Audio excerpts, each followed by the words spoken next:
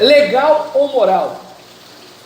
Talvez aqui seja um bom lugar para tratar da relação entre a moralidade e a lei.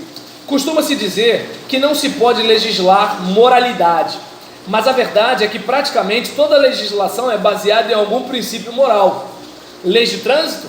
Um trânsito bem organizado reduz acidentes e morte, e buscar tal redução é um alvo moralmente louvável. Imagina se todo mundo fizesse o que quisesse no trânsito, né? Então, não, a gente acaba fazendo o que quer no trânsito, mas a questão é que a gente pode ser punido. Fica à vontade. Aí nisso, pensei que era para pedir para eu falar mais baixo. E aí, em relação a esse caso, vocês estão rindo, meu apelido no seminário era pregador de trem. Falando sério, estou falando sério. E aí, tinha uma idosa na minha igreja, tinha não, porque ela não morreu, né? Mas é porque ela não é de frequentar mais o culto devido à idade e alguns problemas de saúde. Irmã Hilda de Assis. Ela me chamava de canelinha de fogo, por causa do meu jeito de pregar. E em relação a pastor é canelinha de fogo, está na igreja batista, mas é canelinha de fogo. E aí nisso, voltando para cá, sobre um trânsito bem organizado. Leis penais. Praticamente todas as leis penais apoiam-se em princípios morais tais como não roube, não minta e não mate. Leis tributárias. Visto que o governo é necessário para a manutenção da paz e o correto funcionamento de uma sociedade, e visto que governar custa dinheiro, até porque o Estado não produz nada, é bom a gente lembrar disso, toda vez que o Estado oferecer alguma coisa, lembre-se, quem vai pagar, né? Porque se a ideia é favorecer o povo e o povo vai pagar, então me favoreça me cobrando menos, né? Então já está me ajudando bastante. Seguindo aqui, leis tributárias. Visto que o governo é necessário para a manutenção da paz e o correto funcionamento de uma sociedade, visto que governar custa dinheiro, até mesmo as leis tributárias, ao menos na teoria, podem ter sua origem atribuída a princípios morais, porque tem um empresário que tem como dar o seu jeito, mas tem aquele camarada indigente, tem aquele cara miserável, e como é que ele vai viver? Se a gente vivesse num país totalmente generoso, beleza, mas não é bem assim.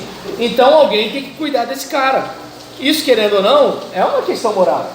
E aí, continuando. No entanto, algumas leis são questões de conveniência e não de moralidade.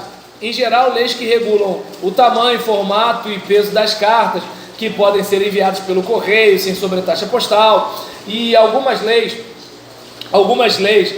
por exemplo, sistematizam julgamentos prudentes ou pragmáticos em vez de princípios morais, como leis que proíbam o estacionamento em determinada rua ou em alguns momentos do dia para permitir as limpezas nas ruas.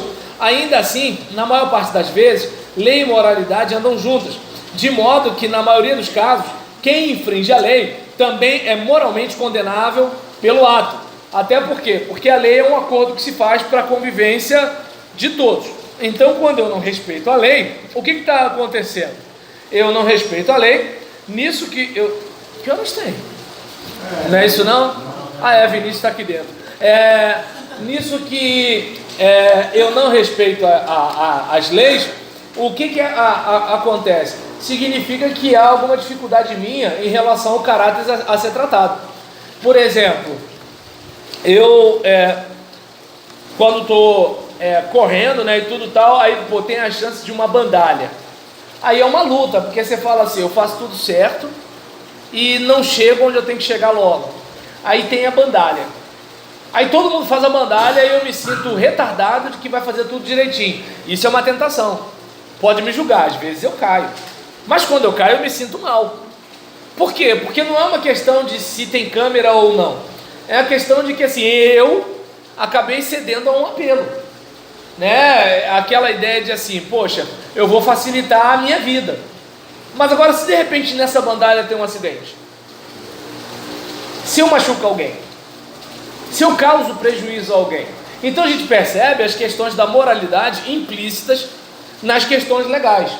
E aí a gente, por exemplo, vai observar, né, a fala dele aqui, dizendo: contudo, precisamos entender que lei e moralidade também podem divergir.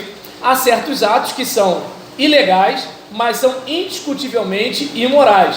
Atos tais como produção ou consumo de pornografia, sexo pré-matrimonial, isso daí principalmente para crente, né, gente?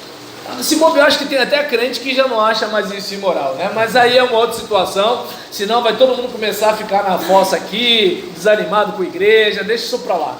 E aí vamos falar do mundo, não vamos falar da igreja não, vamos falar do mundo que é melhor, né? Então, se falar dos pecados da igreja, a gente fica triste. E aí nesse caso, em relação a questões, né, como fofoca viciosa, menina não sabe da maior, né? Crotilde e Matilde em cima do muro chamado rede social. Menina, nem te conto. Aí estão elas lá, né? E quando vai ver, estamos falando um monte de coisa da vida das pessoas e alguém vai dizer, não, mas é verdade. Sim, nem tudo é calúnia. Algumas coisas são difamação. Mas agora eu pergunto, se é difamação, é importante a gente pensar. Você gostaria que alguém falasse dos seus erros abertamente para todo mundo? É simples isso. Esse é o caso. Então, digamos que de repente minha esposa me trai e eu perdoo minha esposa. É uma verdade que ela me traiu? Sim. E aí o Felipe, né, conversa com vocês. Gente, vocês não sabem da maior. A esposa do professor bem o traiu. Não, para ficar bacana, não vamos conjugar certo não, vamos conjugar errado. Ela traiu ele, né? Então, aí nesse caso, por exemplo, aí fica, aí ele assim, foi? Como foi? Né? Aí a Rosana, hã? Como é que foi isso? Quem traiu quem? Né? E vambora. Aí nisso, a Ana Paula fala assim, não, foi o Deus que traiu a mulher dele. Ah, foi o Deus? Aí fica nesse negócio. Aí, por exemplo, observa bem, no caso dela é calúnia, no dele é difamação. Aí eu pergunto, como a gente restaura a honra dele? E no meu caso, era um problema meu. O mais ofendido era eu. Além de eu sofrer a traição, eu tenho que passar por essa humilhação pública e para parecer que eu sou um cara inteligente, quiçá dentro da igreja? Pelo amor de Deus, né? Então, o que acontece? É verdade? É verdade. Mas agora eu pergunto, se fosse você, como você se sentiria? Eu não vou nem pegar o mérito daquela pessoa, né, que desqualifica o adúltero, mas eu gostaria... desculpa gente, é que o meu melhor aluno, ele veio aqui só para me cumprimentar. E aí nesse caso, né, aí... vou falar igual Jesus para o jovem rico, só te falta uma coisa, né? Entregar os trabalhos em ti. E aí, nesse caso, tirando isso, você é um aluno perfeito, César. Então, em relação a isso, né? Aí, por exemplo, só te falta uma coisa, fiz igual Jesus agora, né? Aí, embora ser jovem rico nessa altura do campeonato, ia ser legal, né, Jesus? Aí, em relação a isso, eu não sei se dá para perceber, né? Como a gente falou aqui, a questão da fofoca. Ninguém, por exemplo, vê a fofoca como algo grave. Mas como eu disse, para mim o fofoqueiro ele faz mais estrago numa igreja do que um adúltero.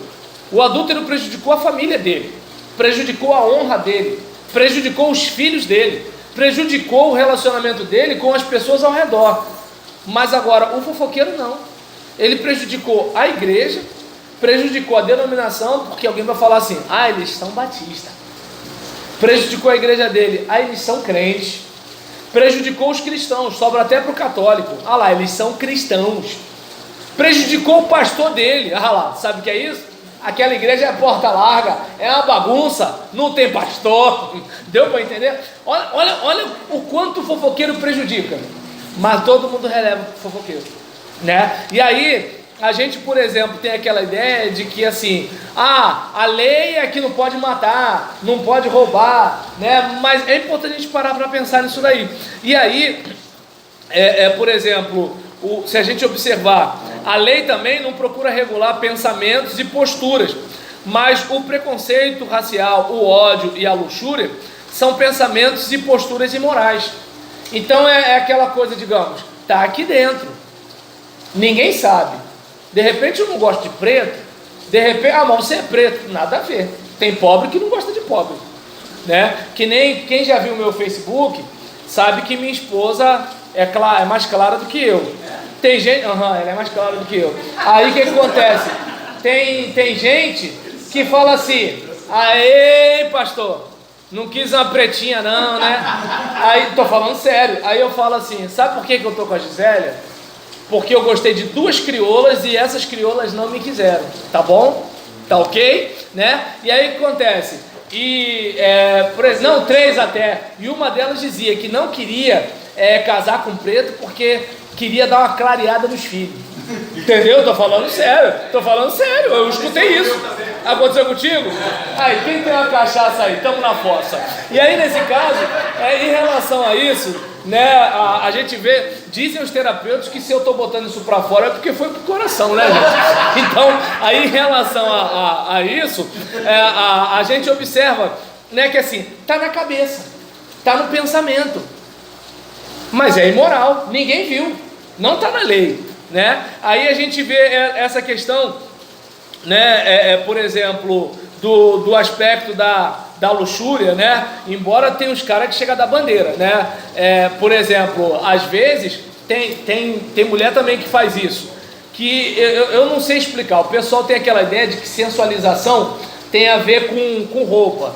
Sim, a roupa faz isso sim, mas tem gente que às vezes dá uma olhada para outra pessoa que você até se confere para ver se tem alguma coisa errada, né? E aí quando você olha, não tem nada errado comigo, não tem nada errado comigo, perdão, tem errado com os olhos daquele caboclo ali, tá dando para entender, né? Então, assim, digamos, são coisas que nós como cristãos precisamos tratar, independentemente de ter polícia federal, de ter polícia militar, de ter polícia rodoviária, independente de ter Gilmar Mendes, né? Independente de ter congresso, de nada disso. Eu preciso me policiar para ser uma pessoa melhor, e se cada um se policiasse para ser uma pessoa melhor, a sociedade seria melhor. O problema é que é o seguinte, né? É aquele caso, eu faço um escândalo quando alguém mata o meu filho, mas eu fiz o mesmo escândalo quando meu filho matou os outros? É uma coisa para a gente pensar, né? E assim, diante, né, do que a gente está falando aqui, a respeito disso, a lei, deixa eu ver aqui, pode muito bem haver muitas boas razões práticas para não declarar como ilegal tudo aquilo que é imoral, mas ao mesmo tempo deveríamos estar absolutamente seguros sobre que caminho seguir quando a lei e a moralidade divergirem. Então, só um instantinho, não é nada de Nárnia não, é daqui, né? Então tá bom. Aí nesse caso, não, só falta ele perguntar, e se falar que Deus existe, né? Aí a gente tem que ir para teologia por causa dele. Aí em relação a isso, eu não sei se dá para perceber, né, que assim, às vezes a lei diz o negócio, mas uma coisa, essa lei é moral, essa lei é certa. Tem um senador, né, ele não é daqui do Rio de Janeiro, se ele fosse, ele teria o meu voto predatado todos os anos, que é o senador Antônio Regufe. O que acontece? Eu sigo no Twitter, no Facebook, e assim, eu acho as postagens dele excelentes. Ele agora está até sem partido, ele era do PDT. E o que acontece? Ele chegou abrindo mão de boa parte dos seus direitos legais como parlamentar. Por quê? Porque ele viu que era demais para a necessidade dele, para a necessidade do trabalho dele, e é uma coisa incrível, com toda essa redução de despesa, ele está sempre sendo eleito. É incrível um negócio desse. Aí, por exemplo, eu, né, não votei no Bolsonaro no primeiro turno.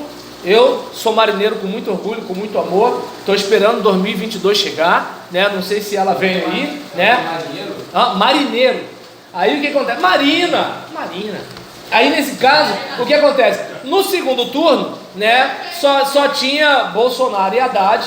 E assim, eu li o plano de governo dos dois. E apesar de todo mundo chamar o Bolsonaro de fascista, eu como pregador, por exemplo, hoje eu estou falando isso aqui. Agora eu vi que no plano de governo dele estava uma regulamentação da mídia, inclusive da internet. E aí alguns diziam, não, isso se refere aos grandes conglomerados. Bem, lendo o plano, não parecia ser só isso. Aí eu pergunto, eu hoje posso pregar que a Bíblia diz que a prática homossexual é pecado. Como a Bíblia diz, né, que a fornicação, né, é pecado. Então eu não estou falando de gay, eu estou falando de pecado. Adultério é pecado, Eu não estou falando de gay, eu estou falando de pecado. Então, fofoca é pecado. Eu não estou falando de gay, eu estou falando de pecado.